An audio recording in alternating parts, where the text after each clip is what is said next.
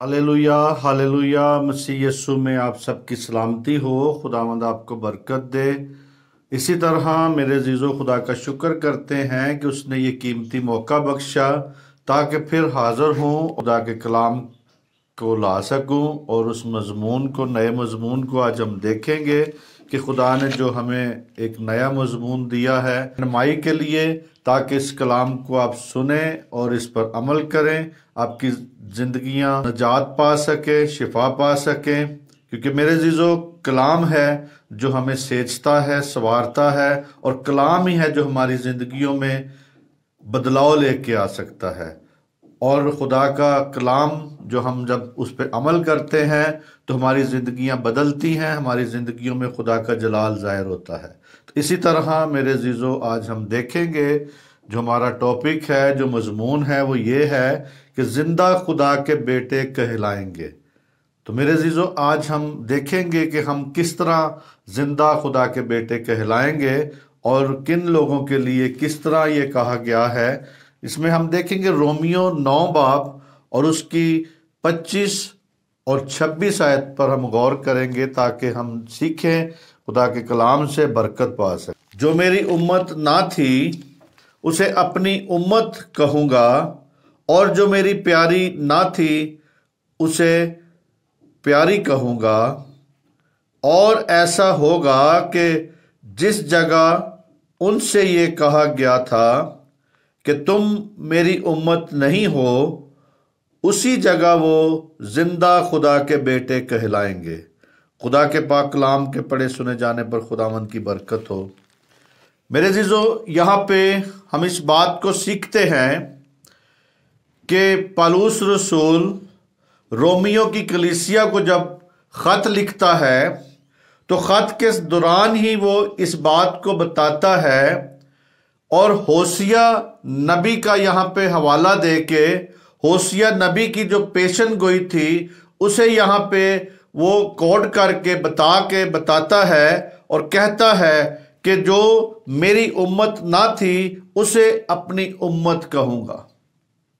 क्योंकि मेरे अजीजों, यहाँ पे जो हम इसका अनवान जब देखते हैं, पीछे थोड़ा सा देखें तो लिखा है खुदा का गजब और रहमत। यानी खुदा का गजब और रहमत के जो बात जब आती है तो उस वक्त ये पौलुस रसूल यहाँ पे रोया है, इस रोया को बयान करता है, होशिया नबी की इस पेशन गोई को बयान करता है, ताकि वो खुदा के गजब को और खुदा की रहमत को दिखा सके। और यहाँ पे जो हमारा भी आज मजमून है वो यही है कि जिंदा खुदा के बेटे कहलाएंगे। हम इस बात पर गौर करेंगे, देखेंगे, ताकि हम इस बात को सीख सकें। क्योंकि मेरे अजीजों, यहाँ पे जो बात हमें वो बताना चाहता है पौलुस रसूल, फिर वो कहता है कि और ऐसा होगा कि जिस जगह उसने उन्हें कहा गया था कि तुम मेरी उम्मत नहीं हो, जहां पे उसने नाराजगी जाहिर की, लेकिन वहीं पर ही मेरे अजीजों कहता है कि वो मेरी उम्मत हो। यानी वहीं पर ही वो बात बताता है। ये जो यहाँ पे ये हवाला है, ये गैर कौम की बुलाहट के लिए कहा गया है।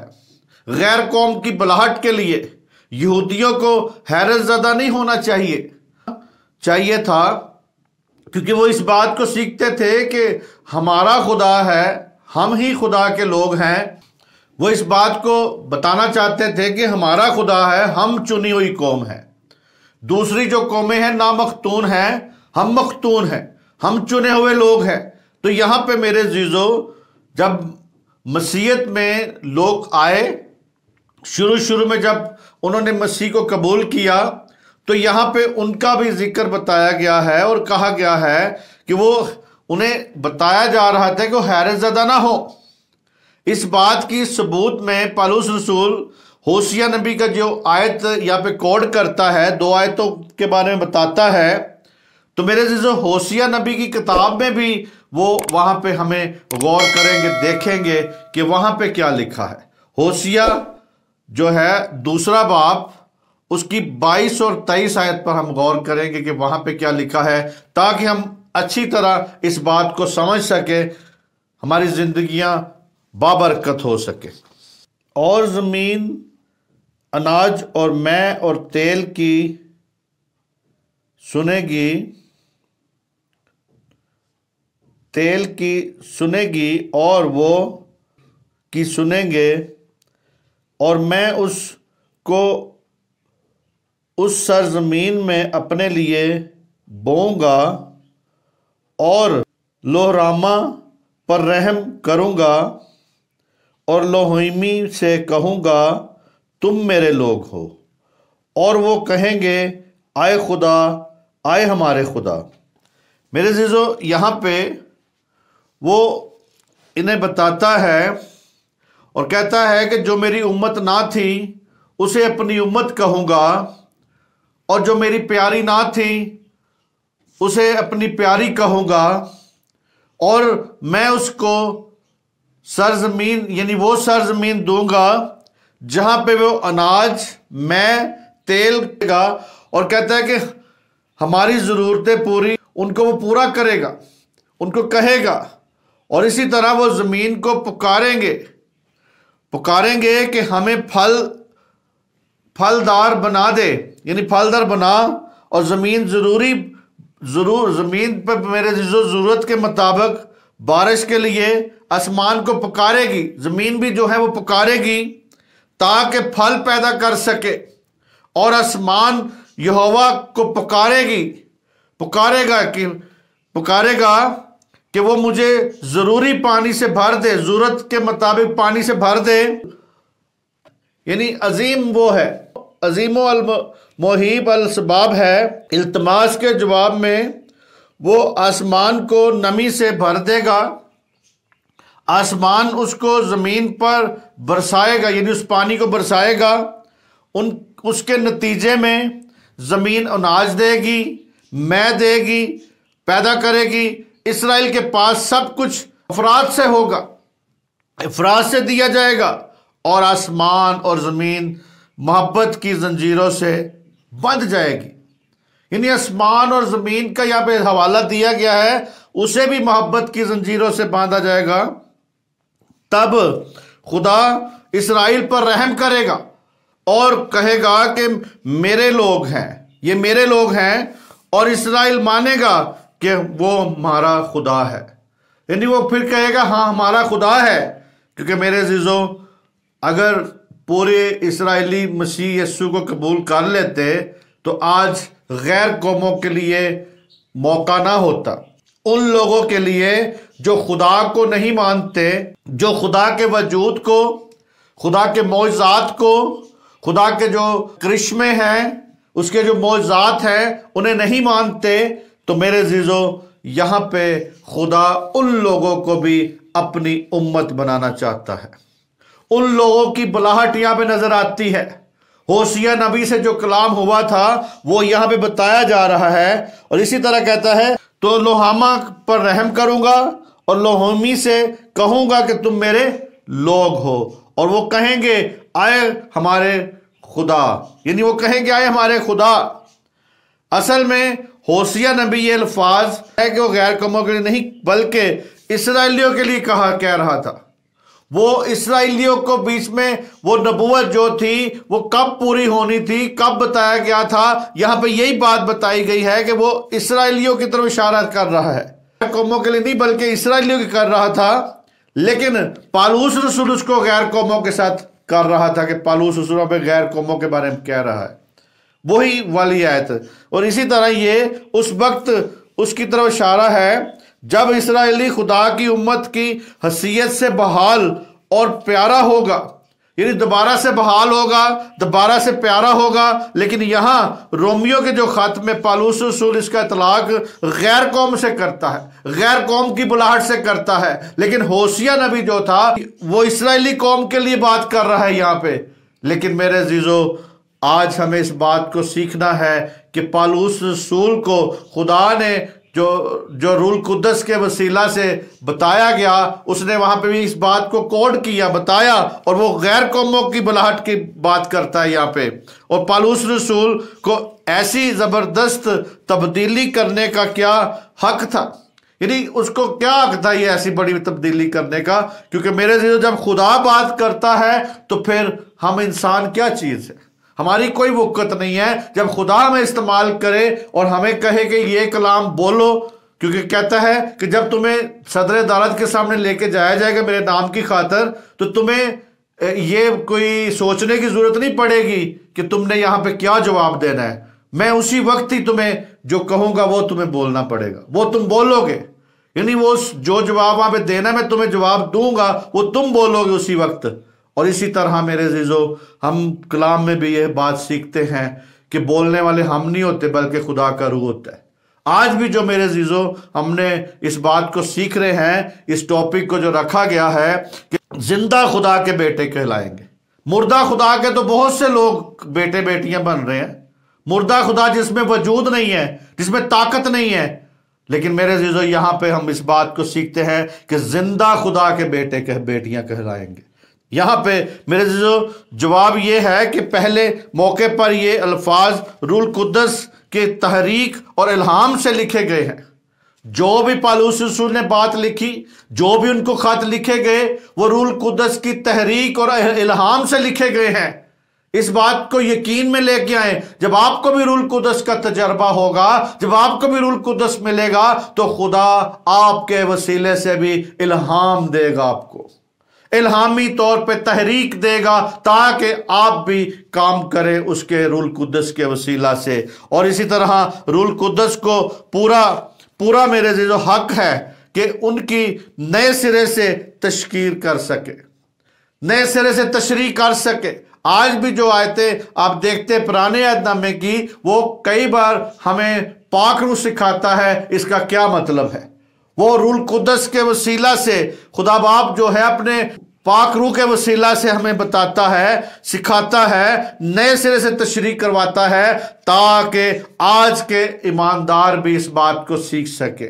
आज के जो वो ईमानदार जिन्होंने मसीह को कबूल किया, पौलुस रसूल उन्हें खत लिख रहा है, बता रहा है, वहां पे भी नई तहरीक चाहिए थी, नई तशरीह वहां पे दी गई, नई तशरीह इस आयत की करके बताई गई पौलुस रसूल ने की रोमियो की कलीसिया के लिए। तो आज भी मेरे अजीजों हमें इस बात को सीखना है कि नए अंदाज में उनका इतलाक किया गया, नए अंदाज में बताया गया। तो आज मेरे अजीजों इस बात को फिक्र ना किया करें कि ये तो पुराने अहदनामे की बात है, पुराने की बात है, लेकिन पुराने को पूरा तो यीशु मसीह ने किया है, सारा पुराना उसने पूरा कर दिया है। पुराने की जो जितनी रिक्वायरमेंट थी इंसान को निजात दिलाने के लिए, वो सारी रिक्वायरमेंट यीशु मसीह ने पूरी की है। तो आज हमें वो रिक्वायरमेंट पूरी करने की जरूरत नहीं है जो यीशु ने कर दी है, आज हमें वो करने की जरूरत है जो उसके आने की आमद के लिए तैयारी की जरूरत है। आज हम उस काम को करें जिसके लिए हमें मसीह के मुंह तख्ते अदालत के सामने जाके इकट्ठे होने की जरूरत है। उस बात को देखें, उसके लिए तैयारी करें। आज बादशाही जो 1000 साल बादशाही है, उसके लिए अपने आप को तैयार करें ताकि मेरे अजीजों हम इस बात को समझ सके। इसी तरह मेरे अजीजों हम इसी तरह ये जिस तरह पौलुस रसूल ने इस बात को कोड किया है, इसी तरह पतरस रसूल भी इसी आयत को, इसी हवाले को कोड करता है, क्योंकि ये तहरीक थी, पाक रूह की तहरीक थी। पाक रूह सिखा रहा था, पाक रूह ने पौलुस रसूल को ये बात बताई, उसने भी इस आयत को कोड किया। इसी तरह पतरस रसूल को भी खुदा ने बात की, तो पतरस रसूल ने भी इस बात को बयान किया है। हम देखेंगे पहला पतरस 2 बाब और उसकी 10वीं आयत में क्या लिखा है। पहले तुम कोई उम्मत ना थे, मगर अब खुदा की उम्मत हो। तुम पर रहम ना हुई थी, मगर अब तुम पर रहम हुई। पतरस रसूल भी मेरे अजीजों यहां पे उसी बात को कोड कर रहा है, कह रहा है कि पहले तुम कोई उम्मत ना थे, मगर अब खुदा की उम्मत हो। यानी वो उसी बात को जो कि पौलुस रसूल ने पहले कही, क्योंकि पाक रूह उनसे यह बात करवा रहा था, पाक रूह एक नई तशरीह करवा रहा था।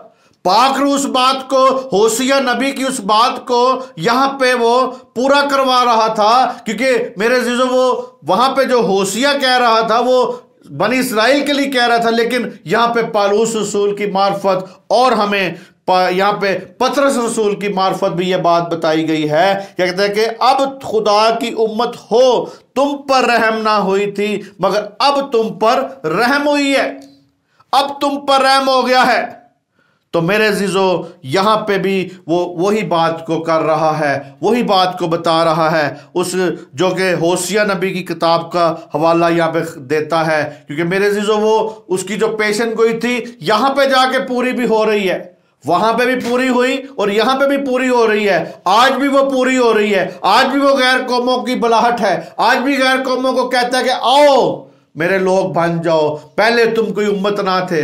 आज भी जो लोग हैं वो उम्मत नहीं है, लेकिन आज वो अपनी उम्मत में शामिल करना चाहता है, आज वो उनको उम्मत बनाना चाहता है, आज वो उनको कौम बनाना चाहता है, आज वो उन पर रहम करना चाहता है। लेकिन मेरे जीजो, जो रहम चाहेगा उसी को रहम मिलेगा ना, जो नहीं चाहेगा, जो सिर्फ तनकीद करेगा, जो सिर्फ शक की निगाह से देखेगा खुदा के कलाम को या खुदा को या उसके बेटे को, तो मेरे जीजो वो कभी भी जिंदगी नहीं पा सकते। यहां पे मेरे जीजो होशिया नबी का अगर हम जब सहीफा पढ़ते हैं, होशिया नबी की किताब में पढ़ते हैं, तो वहां पे मेरे जीजो उसका अपना खानदान डिस्टर्ब नजर आ रहा है, उसका अपने खानदान में जो जिंदगी थी उसकी जिंदगी सही नहीं नजर आ रही, क्योंकि उसकी बीवी ने वह बेवफाई की थी। वहां पे एक मेरे जो वहां पे सबक था, बताया गया है। तो इसी तरह खुदा इस्राएली कौम पर सजा का ऐलान करता है क्योंकि वो उसका वफादार ना थे। होशिया हम देखेंगे पहला बाब और उसकी 6ठी और 9वीं और 10वीं आयत को देखेंगे कि वहां पे खुदा क्या कह रहा है। और वो फिर हामला हुई और बेटी पैदा हुई और खुदावंद ने उसे फरमाया कि इसका नाम लोहरामा रख, क्योंकि मैं इस्राएल के घराने पर रहम ना करूँगा कि उसको माफ़ करूँ। लेकिन यहाँ पे मेरे जीजो लोहरामा जो था नाम रखा गया, जब लाम व लो और पेश बीच में डलती है तो लोहामा का मतलब है कि रहम ना करूँगा। जब वो आगे से लाम और लाम व लो और वाव जब ख़त्म हो जाती है फिर रोहामा होता है लफ्ज़। इसी तरह लोहामा जो लफ्ज़ है यहाँ पे कहते हैं कि रहम ना करूँगा। और फिर इसी तरह हम देखते हैं कि 9वीं आयत में कहता है, और उसने फरमाया कि उस का नाम लोहीमी रख, क्योंकि तुम मेरे लोग नहीं हो और मैं तुम्हारा नहीं हूँ। यानी यहाँ पे भी वो उसको कहता है कि रहम नहीं करूँगा। उनको पहले कहता है कि हम लोग नहीं होंगे, लेकिन इस्राएल के एक तरफ हटाने का आखिरी बात नहीं थी, यानी एक तरफ हटा देने के लिए आखिरी उसका फैसला नहीं था खुदा का, क्योंकि खुदा ने यह वादा भी कर रखा था कि इस्राएल को बहाल किया जाएगा, दोबारा बहाल किया जाएगा। मैं उस पर रहम करूंगा और कहूंगा कि तुम मेरे लोग हो। जिस तरह मेरे अजीजों 23वीं आयत में जब हमने पढ़ा था वहां पे कहते तुम मेरे लोग हो। दूसरे बाब की 23वीं आयत में जब हमने पढ़ा, यहां पे लिखा है, और मैं उसको उस सरजमीन में अपने लिए बोऊंगा और लोहरामा पर रहम करूंगा। यानी लोहरामा पर क्या करूंगा? रहम करूंगा। इसी तरह मेरे अजीजों उसने रहम का वादा भी किया है और कहता है कि तुम मेरे लोग हो, यानी तुम मेरे लोग हो कहेंगे, यानी जो मेरे लोग होंगे वो कहेंगे कि आए खुदावन, यानी आए खुदावन कह के उसको पुकारेंगे और वो फिर कहेंगे कि आए खुदावन तुम्हारा खुदा है, यानी उसको मानेंगे, खुदा मानेंगे। आज भी मेरे जो लोग बहुत से आ तो जाते हैं, लेकिन उसको जिस तरह कहता है कलाम में लिखा है रोमियो खत में कि जिस तरह खुदा को पहचानना उन्होंने पसंद किया, खुदा ने भी उनको नापसंदीदा करके हवाले कर। जिस तरह खुदा को पहचानना चाहिए उस तरह नहीं पहचानते। कई बार लोग आ तो जाते हैं खुदा की तरफ, लेकिन खुदा को जिस तरीके से या जिस तरह वो चाहता है उसे पहचाना जाए वो नहीं पहचानते। इसी तरह यहाँ पर भी मेरे अजीजों ये लोग खुदा की तरफ आएंगे, कहते वो आएंगे और मेरे लोग, और वो कहेंगे आए खुदावन।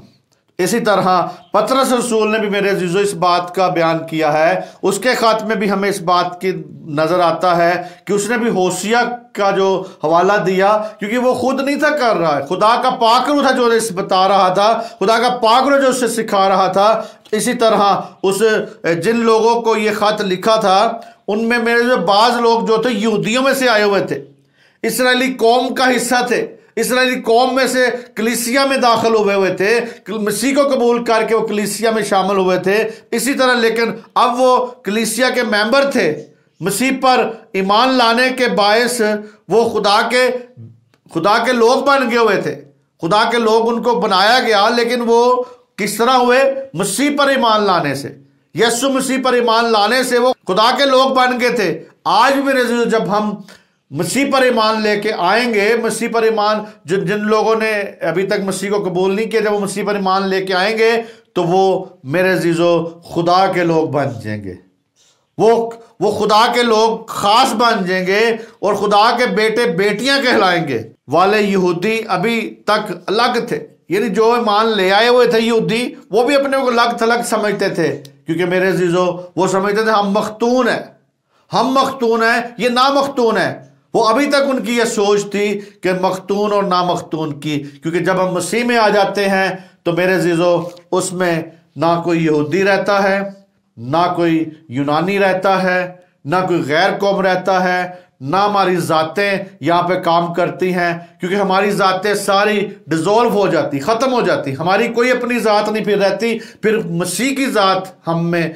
नुमाया होनी चाहिए, मसीह की ज़ात हमारे अंदर होनी चाहिए। फिर हम उसके साथ जब उसमें आ जाते हैं तो फिर हम उसके लोग हो जाते हैं, फिर वो अपने लोग बना लेता है, हमें खुदा नई मखलूक बना लेता है। इसी तरह मेरे अजीजों ये लगते पतरस हालत में जुज़वी तकमील देखना चाहता था, जुज़वी तौर पर उनके तकमील देखना चाहता था यहूदियों में।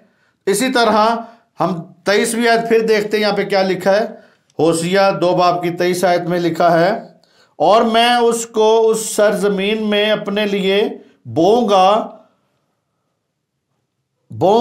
और लोहामा पर रहम करूंगा। यानी क्या कहते हैं? लोहामा पर रहम करूंगा और लोहमी से कहूंगा तुम मेरे लोग हो, यानी वो उसके लोग होंगे, उसके लोग कहलाएंगे। तो मेरे अजीजों इसी तरह कहता है कि मसीह में वो खुदा के नए लोग बन जाएंगे, नए लोग होंगे, और मसीह में उन पर रहमत हुई होगी। और इसी तरह खुदा ने होशिया नबी की मार्फत जिन बरक़ात का इसराइल से वादा किया था, उससे मुट्ठी भर यहूदी इस्राएली कौम के उनसे लुत्फ अंदोज होने से पहले खित हो गए थे, यानी खित हो गए थे, ख़त्म हो गए थे। जो मुट्ठी भर इस्राएली थे वो ख़त्म हो गए हुए थे, वो जो जिनसे ये वादा किया गया था वो ख़त्म हो गए हुए थे। लेकिन उसी को ही फिर दोबारा खुदा ने मेरे अजीजों यहाँ पे पतरस रसूल से और पौलुस रसूल से दोबारा बात को रिपीट करवाया और कहा। और इसी तरह हम देखते हैं रोमियो 8 बाब उसकी 14 आयत में क्या लिखा है, इसलिए कि जितने खुदा के रूह की हिदायत से चलते हैं वही खुदा के बेटे हैं। मेरे अजीजों यहाँ पे कहता है एक और हमें बात खुदा पौलुस रसूल की मार्फत यानी बताई गई रोमियो में, कहता है कि इसलिए कि जितने खुदा के रूह की हिदायत से चलते हैं वही खुदा के बेटे हैं।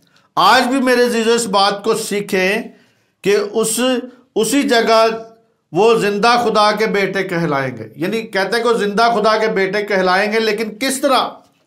कहते हैं कि जितने खुदा की रूह की हिदायत से चलते हैं वही खुदा के बेटे हैं।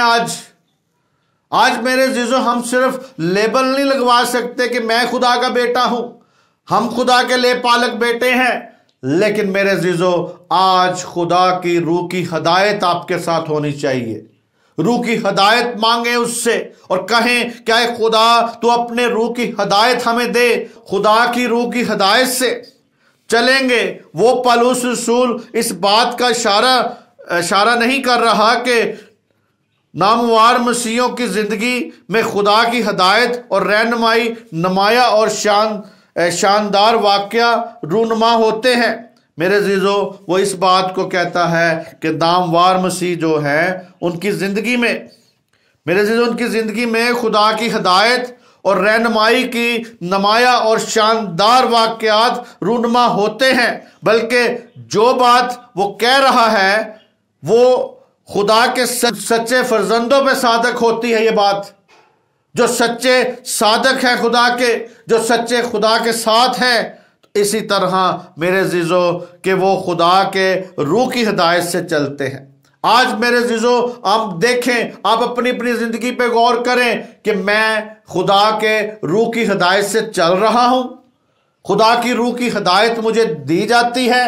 खुदा का रूह हमें कहता है कि इस तरफ जाना है या इस तरफ जाना है, क्या करना है। आज मेरे अजीजों, इसीलिए कलीसियाएं या बहुत से लोग या बहुत सी मेरे अजीजों डोमिनेशन जितने भी हैं, बहुत सी कलीसियाएं जो हैं वो इसी तरह मेरे अजीजों बेबहरी, यानी उनको नजर नहीं आ रहा होता, वो अपनी डगर में या अपने ख्यालात से, अपनी मर्जी से चल रहे होते हैं। खुदा के रूह की हिदायत से जब आप चलेंगे तो फिर मेरे अजीजों मौजज़ात आपकी ज़िंदगी में होंगे। फिर उन कलीसियों में खुद जो लोग होंगे वो आग से जलते होंगे, पाक रूह की आग से जलते होंगे। इसी तरह मेरे अजीजों इस बात को सीखें, समझें कि खुदा के रूह की हिदायत से चलते हैं। यह सवाल यह नहीं कि वो किस कदर या किस दर्जे तक रूह कुद्दस के ताबिया फरमान होते हैं। आज इस बात की नहीं होना चाहिए कि हम किस दर्जे पर हैं या किस कदर हैं तो मेरे अजीजों या रूह कुद्दस के खबरदार हैं, ताबिया फरमान होते हैं, बल्कि बयान इस बाहमी तल्लक है। एक बाहमी तल्लक होना चाहिए जो ईमान लाते वक्त कायम हो जाता है। ईमान लाते वक्त हम रूह कुद्दस के ताबिया होने की कोशिश करें। और इसी तरह मेरे अजीजों, फर्जंदियत का मतलब है खुदा के ख़ानदान में कबूल किया जाना। फर्जंदियत जब आपको मिलती है तो खुदा के ख़ानदान में कबूलियत हो जाए। और फिर कहता है कि बालग बेटों के तमाम हकूक और फ़राइज़ हासिल करना, यानी जो बालग हैं, जो नाबालग हैं, जिनको अभी समझ नहीं है, वो तो अभी आते हैं ना, लेकिन बाद में जब वो बालग होते हैं तो फिर मेरे अजीजों जो तमाम हकूक होते हैं वो दिए जाते हैं। उनके फ़राइज़ हासिल उनको करने के लिए मेरे अजीजों पहले बालग होने की ज़रूरत है। बालग होंगे फिर समझेंगे, पाकरू की नेमतों के बारे में समझेंगे, पाकरू के फलों के बारे में समझेंगे। और मेरे अजीजों, तौबा के बाद फल लाना ज़रूरी है। तौबा के बाद फल हो, फल के बाद रूह कुद्दस हो, रूह कुद्दस के बाद फिर नेमतें हों आपके पास। लेकिन मेरे अजीजों, ये खुदा की मर्जी है कि वो पहले क्या दे देता है आपको। मोहब्बत है, ये आपकी मोहब्बत है खुदा के साथ कि कितने तौर पे आप मोहब्बत करते हैं, कैसे करते हैं, कैसे आप खुश करके खुदा को क्या क्या ले सकते हैं, ये आपके हाथ में। मेरे अजीजों, मुहिना अरसे तक इंतज़ार नहीं करना पड़ता, बल्कि जो ही नजात पाता है।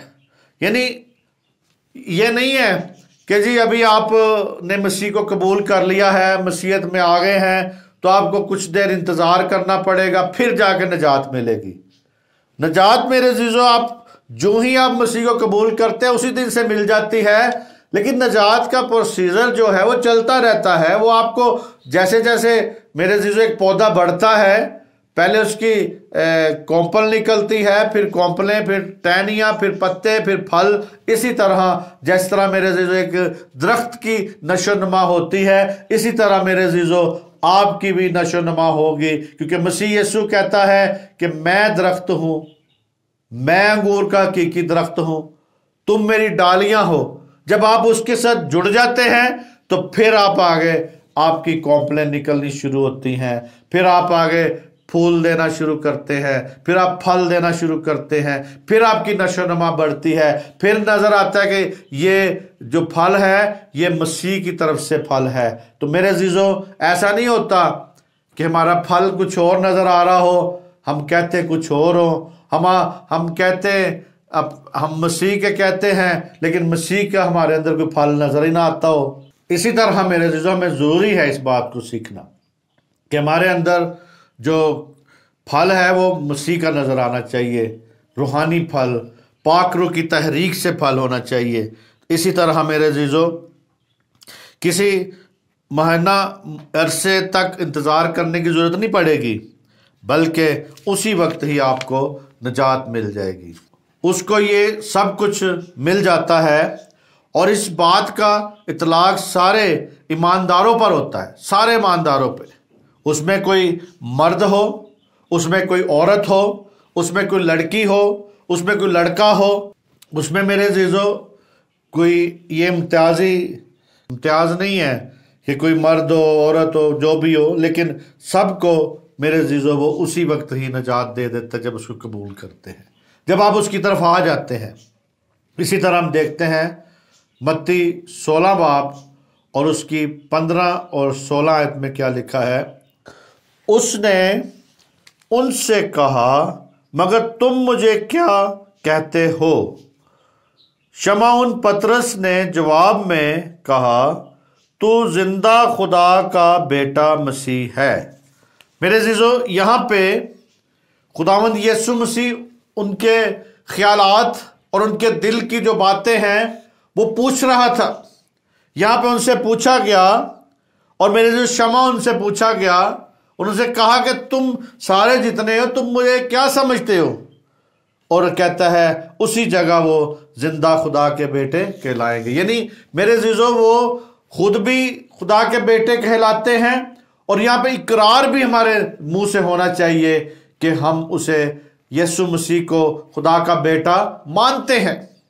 जब तक हम खुदा का बेटा नहीं मानेंगे तब तक हम उसके बेटे बेटियां बन ही नहीं सकते, तब तक हम भी बेटे बेटियां नहीं बन सकते, क्योंकि सबसे पहले हमारा ईमान का अकीदा ये होना चाहिए और है कि भाई हम इस बात का यकीन करें कि यीशु मसीह ही खुदा का बेटा है, वही खुदा का बेटा मसीह है जो मसा किया हुआ था और जिसने मेरे अजीज़ों आज दुनिया को नजात दी है। आज दुनिया उसके वसीला से नजात पाती है और सारी कौमें उसमें, सारी कौमों के लिए यहाँ पे आवाज़ है, सारी कौमों को बुला रहा है खुदा, सारी कौमों को बुला के जिंदा खुदा के वो बेटे कहला सकते हैं जो आज कोई कौम ना है, जिनकी कोई हैसियत नहीं है, जिनकी कोई वक़्त नहीं है, जिनको कोई पूछ नहीं रहा दुनिया में, वो आज मसीह की तरफ आके वो जिंदा खुदा के बेटे बेटियां बन सकते हैं। ये आपके हाथ में है कि जब आप बनना चाहते हैं। इसी तरह चुनाचे उसने शागिर्दों से पूछा कि तुम मुझे क्या कहते हो? यहां मेरे अजीज़ो शमौन ने कहा, इकरार किया और कहा कि तू, यानी इकरार किया कि जो तारीखी हैसियत और अहमियत रखता है, यानी तारीख भी आज मेरे अजीज़ इस बात की गवाह है, हैसियत रखती है, अहमियत रखती है कि तू जिंदा खुदा का बेटा मसीह है। यानी वो इकरार कर रहे हैं कि तू जिंदा खुदा का बेटा मसीह है। दूसरे अल्फाज में बनी इसराइल का मसीह, बनी इसराइल का मसीह है, मऊद, मसीह मऊद और खुदा का बेटा है। आज हम देखते हैं कि वो जिंदा खुदा के बेटे कहलाएंगे, आप भी जिंदा खुदा के बेटे कहलाएंगे। होशिया नबी की किताब में मेरे जो बात कही है, ये बात जानी है कि होशिया नबी की, मेरे जीजो, नबूवत जो होशिया नबी की किताब में जो आज नबूवत देखी और ये बात आपने जानी आज कि खुदा गैर कौम वालों को भी बेटे और बेटियां बनाता है। वो आज भी उसके बाहें खुली हुई हैं, आज भी वो अपने हाथ फैला के बैठा है, आज भी वो कहता है, आज भी वो कह रहा है कि उसको कहते कबूल, वो मेरी तरफ आ जाओ, मैं तुम्हें अपने बेटे बेटियां बनाना चाहता हूं, मैं तुम्हारे साथ एक रिलेशनशिप कायम करना चाहता हूं, मैं तुम्हारे साथ एक तल्लक बनाना चाहता हूं। मेरे अजीजों, दूसरे माबूद जो हैं वो दुनिया के साथ तल्लक नहीं बनाते। वो कहते हैं कि ना हमारे से कोई पैदा हुआ है, ना हमने किसी को पैदा किया है। वो अपने शरीक भी नहीं अपने साथ करना चाहते दूसरे माबूद। लेकिन मेरे अजीजों, वाहिद खुदा है और उसका बेटा है जो आपको बाहें फैला के बैठे हैं कि आए, हम आपको कबूल करते हैं। वो आपके साथ रिलेशनशिप बनाना चाहता है, बेटे का रिलेशनशिप बनाना चाहता है, बेटियों का रिलेशनशिप बनाना चाहता है, सच्चे ईमानदारों का रिलेशनशिप बनाना चाहता है। वो है मेरे जो खुदा की रूह की हिदायत से आज आपके साथ कलाम करना चाहता है, रूह की हिदायत से और रहनुमाई में चलते जो आज मेरे अज़ीज़ो खुदा की रूह की हिदायत से और रहनुमाई में चलेंगे वही जिंदा खुदा के बेटे कहलाएंगे। आज गौर करें कि मैं जिंदा खुदा के बेटा बन चुका हूं, मैं खुदा की रहनुमाई में चल रहा हूं, मैं पाक रूह की रहनुमाई में चलता हूं, तो मेरे अज़ीज़ो वो सब खुदा के बेटे बेटियां कहलाएंगे जो आज रूह की हिदायत से चलते हैं, खुदा की रहनुमाई से, रूह की रहनुमाई से चलते हैं, वो जिंदा खुदा के बेटे कहलाएंगे। आज गैर कौमों के लिए भी रास्ते खुले हैं। इसी तरह मेरे अज़ीज़ो शमौन पतरस और शमौन जो मेरे अज़ीज़ो यहाँ पे शमौन पतरस जो पाक रूह की रहनुमाई से खुदावंद यशवा मशायख को कहता है कि जिंदा खुदा का बेटा है, तू जिंदा खुदा का बेटा है। आज मेरे अज़ीज़ो हमें इस बात को सीखना है। इसी तरह मेरे अज़ीज़ो होसिया नबी की जो पेशन गोई बताई गई है, नबूवत जो बताई गई है, इसी तरह दूसरे नबियों ने भी यही बात बताई है। उसमें मेरे अज़ीज़ो जो है यशाया नबी ने भी ये बात की है, मीका ने भी बात की है, जकरिया ने भी बात की है, और इसी तरह मेरे अज़ीज़ो उन्होंने भी यही बात कही है कि खुदा सारी कौमों में से लोगों को बुलाता है, सारी कौमों में से बुला रहा है। वो कहता है कि जिंदा खुदा के फर्जंद हो जाए, जिंदा खुदा के फर्जंद बन जाए। कहते कि जो मेरी उम्मत नहीं वो भी मेरी उम्मत कहलाएगी। वो कब कहलाएगी? जब कबूल करेगी। तो इसी तरह वो कहता है कि जो मेरी उम्मत नहीं है वो भी मेरी उम्मत होंगे। तो इसी तरह मेरे अज़ीज़ो यशाया 2 बाब और उसकी 2 से 4 आयत तक है, और उसका यशाया का 60 बाब उसकी पहली और दूसरी आयत में उसकी बादशाही के बारे में है। आखिर ज़माने में, आखिर दौर में वो अपनी बादशाही को कायम करेगा। ये यहाँ पे ये नबियों ने भी, यशाया नबी ने भी कहा है, मीका नबी ने भी कहा है 4 बाब उसकी पहली और दूसरी आयत में। जकरिया नबी ने भी 8 बाब और उसकी 23 और 20 से लेकर 23 आयत तक ये बात कही है कि वो उम्मत यानी वो लोग जो हैं और आखिर दिनों में खुदा अपनी बादशाही को कायम करेगा, आखिर दिनों में बादशाही को कायम करेगा, गैर कौमों में से लोगों को इकट्ठा करेगा, उन सबको लेके आएगा। वो किसी की भी हलाकत नहीं चाहता, वो चाहता है कि सबकी तौबा तक नौबत पहुंचे। मेरे अज़ीज़ों उसने सब के लिए अपनी जान दी है, तो इसीलिए वो नहीं चाहता कि कोई हलाक हो जाए। तो जो हलाक होगा वो उसी वक्त ही होगा जो ढीठ होगा, जो कबूल नहीं करेगा, जो आज खुदा को रद्द करेगा, उसके कलाम को रद्द करेगा, मसीह को रद्द करेगा, खुदा को रद्द करेगा, वही जहन्नम की आग में जाएगा। इसी तरह मेरे अज़ीज़ों आज जो हमने बात को सीखा है कि हम जिंदा खुदा के बेटे कहलाएंगे, इसी तरह मेरे अज़ीज़ों आज आप सबको पाक रूह की रहनुमाई में चलना है, रहनुमाई में जिंदगी बसर करें, ताकि आप सब के सब मेरे अज़ीज़ों जिंदा खुदा के बेटे कहला सके, जिंदा खुदा के बेटे बेटियां कहला सके। और इसी तरह खुदा बाप आपको अपनी रहनुमाई में जिंदगी बसर करने की तौफीक दे। और मेरे अज़ीज़ों आज अपने आपको गौर करें, देखें खुदा आप सबको, आपको और आपके ख़ानदानों को और गैर कौमों को मेरे अज़ीज़ों सबको ये तौफीक बख्शे कि वो मसीह यीशु की तरफ आ सके, खुदा की रहनुमाई में, उसके पाक रूह की रहनुमाई में चल सके। इसी तरह खुदा आपको तौफीक दे। आमीन। खुदा के रहनुमाई हमेशा आपके साथ रहे। आमीन आमीन आमीन। मसीह यीशु में आपकी सलामती हो। मैं आपके लिए दुआ करता हूँ। इसी तरह कदूस कदूस कदूस मेहरबान लश्करों के खुदावंद खुदा तेरा शुक्र करते हैं इस सारे कीमती मौका के लिए खुदावंद जो तूने हमें बख्शा, ताकि खुदावंद तुझे सजदा करे, धन्यवाद करें क्योंकि खुदावंद तू ही सजदा ताज़ीम और इज़्ज़त के लायक खुदा है। तेरे लोगों के लिए बरकत चाहते हैं खुदावंद, जो लोग आज इस कलाम को सुन रहे हैं, तो खुदावंद इसमें मसीह हों या गैर मसीह हों, सबको खुदावंद इन सबके ज़हनों दिलों को खोल, ताकि कलाम को समझने की इनको अक्ल मिल सके, रहनुमाई मिल सके, तेरे पाक रूह की इनके साथ रहनुमाई हो सके और खुदावंद ये तुझे कबूल कर सके। और जो उम्मत नहीं है, जो कोई कौम नहीं है, जो कोई कौम नहीं, वो आज तेरे खानदान में शामिल होकर कौम बन सकते हैं, क्योंकि मेरे खुदावंद तू इनके साथ भला करता है, क्योंकि तूने अपना भला किया, तूने अपना भला करके दिखाया, अपने बेटे को कुर्बान कर दिया है ताकि कोई भी इंसान हलाक ना हो सके, सबकी तौबा तक नौबत पहुंच सके। इसीलिए तू फिक्र करता है। तूने जो के होशिया नबी की वो पेशन गोई थी, उसे आज तू पूरा करवा रहा है। आज भी लोग, बहुत सी गैर कौमें मसीह को कबूल कर रही हैं। आज भी मैं उनके लिए, जिन्होंने कलाम सुना है, और खुदावंद इनके ज़हन और दिलों को खोल ताकि ये तेरी कबूलियत की तरफ आ सके, एक जिंदा कौम बन सके, जिंदगी की तरफ आ सके, क्योंकि जिंदगी का सर चश्मा तू है, खुदा तू है, और तेरा बेटा है, और तेरे बेटे में जिंदगी है। उसमें हम जिंदगी पाते हैं। तेरा शुक्र करते हैं।